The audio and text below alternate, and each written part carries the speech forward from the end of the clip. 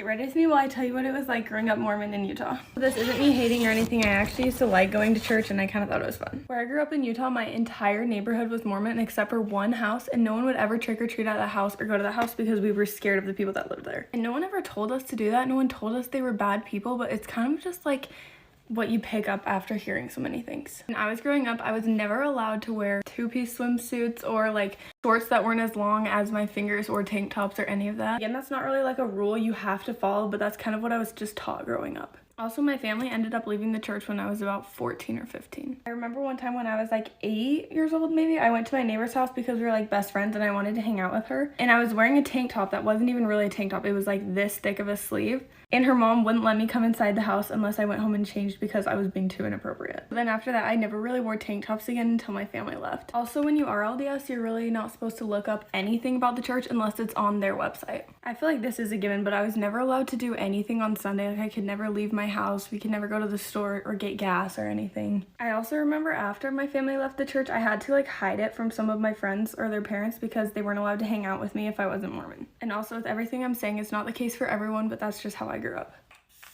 Also with missions, with girls, it's really a choice if you want to go or not. With guys, it's like highly enforced. And you don't have to go if you're a guy, but if you don't, then you're like looked at differently. Another weird thing is you have to like confess things to your bishop, like bad things you did. I feel like I have to keep saying this. You don't have to, but you're supposed to. Last weird thing about missions is if you don't want to go, your parents will like bribe you with things like a car or something to go. I'm all done with my makeup, and again, none of this was any hate. It's just my personal experience growing up in Utah.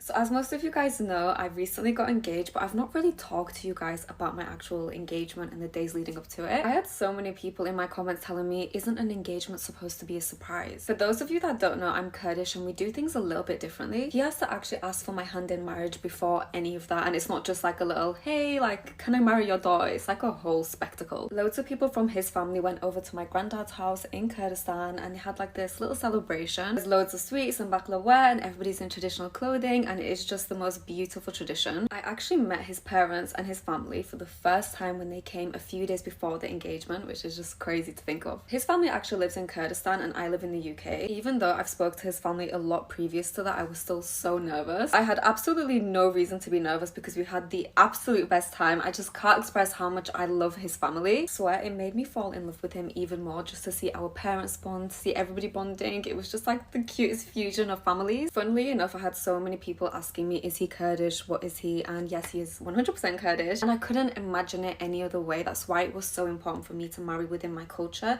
just because of that like bond. And before the engagement, we actually also did our Islamic meher, which is where we get Islamically married. So I am technically religiously married but culturally engaged. It's so weird, very confusing. We all went to the mosque and it was just the most beautiful event. I honestly wasn't even that emotional. I was doing just fine until I turn around, I look at my mom and she's bawling her eyes out. Both Rujas are crying, and then I turn back around and now they've set me off. By the way guys, I finally got around to posting my engagement vlog on my YouTube, so go check that out. Link is in my bio. Guys, tell me why every single day of that week was 20 degrees, full sun, and the one day, my engagement day, was raining. I woke up that day and just wanted to cry because I was like, what are the chances? What is my luck? I was just being a drama queen really. It was fine, it didn't really affect me. I woke up at like 7 a.m. that day and my engagement party wasn't starting until 6. You would think that that would be a long time, but it went like that. It was hands down the best day of my life. I wish I could just do it all again from start to finish, but the wedding day isn't that far away guys, and I will reveal it all soon. If you guys want to keep up with me more on a day-to-day basis and see more of my fiance, then go onto my Instagram, give me a follow because that's where I'll be updating you most. Love you guys. I'm really gonna be late to school because it's 7 o'clock and my bus comes at 7:20 and obviously I'm not ready. I want to wear makeup because I look bad, but I don't even know if I have the time to. I really do not want to go to school today. I never want to go to school. I say the same thing every morning. I go, I just woke up late, I'm so tired, and then I go, I don't want to go to school today because that's how I feel every morning. I'm also convinced that it's like Friday and it's literally Tuesday. Okay, 7:06. We need to hurry up. I really like the way that Sky High works yesterday, like, whatever, but I hate waterproof mascara because I literally can't get it off the life of me, and it's annoying. We have, like, a choreography project in dance where we had to, like, whatever, choreograph for a dance, and I have to perform it today, and it's gonna be really bad. It's 7-11, I'm literally not gonna have time to eat this morning. I don't even know why I'm taking so long to get ready. I literally do not have the time for this. Okay, my lashes are not looking good, but it's okay. And neither does my makeup. But it's okay, because I have to go. Don't ask me why I'm in a tank top. It's 30 degrees. I just love tank tops. Okay, bye guys.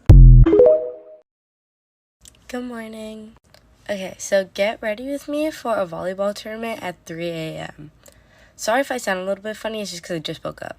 Also, before I start, I just wanted to say I'm really sorry about the hair oil.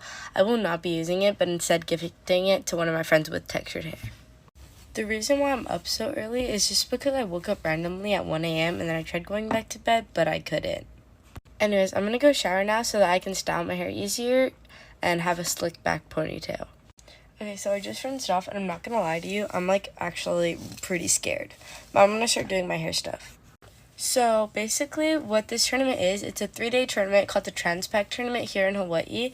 It's pretty big. Majority actually of the teams in Hawaii come to play in it, and some outer islands come to fly in and play. And there's about 6 locations. So we did pretty good on the first day, but the second day, not as great. So I'm gonna try to help them and up the game a little bit so that we can get in the gold bracket. Okay, I'm gonna let my hair dry out a little bit while doing my skincare, and then I'm gonna blow dry it. I'm kind of regretting staying up. I kind of really wish that I could fall back asleep because I'm getting really tired, so I might just have to chug a cup of coffee, but I don't know. I would also like to say thank you so much for all the sweet comments in my first video.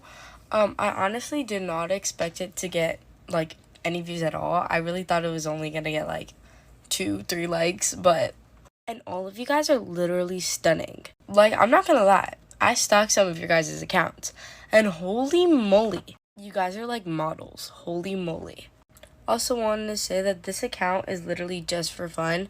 I made it because I was bored, and I love watching Get Ready With Me's and getting unreadies with me and the hauls videos, so I just wanted to make my own. Yeah. Also, if you guys have any questions for me, I would be more than glad to answer them because I don't really have anything else to talk about on here unless you guys want me to go more in detail and have story times or something. I don't really know. I could also do more hauls. Just let me know what you want to see me do. Okay, now I'm gonna blow dry my hair. Okay, so I dried my hair about 80% so that it's easier for me to slick it back and have it in a high ponytail. So please don't judge. I do not have the energy to make coffee, and I can't go to Starbucks right now. But I would also like to know if any of you guys have any recommendations for the hair oil to use for my hair instead. Because I still want something that helps strengthen my hair. You know what I mean? Someone did recommend rose water though. And that is it for my Get Ready With Me. All I have to do is change now. Love you, bye.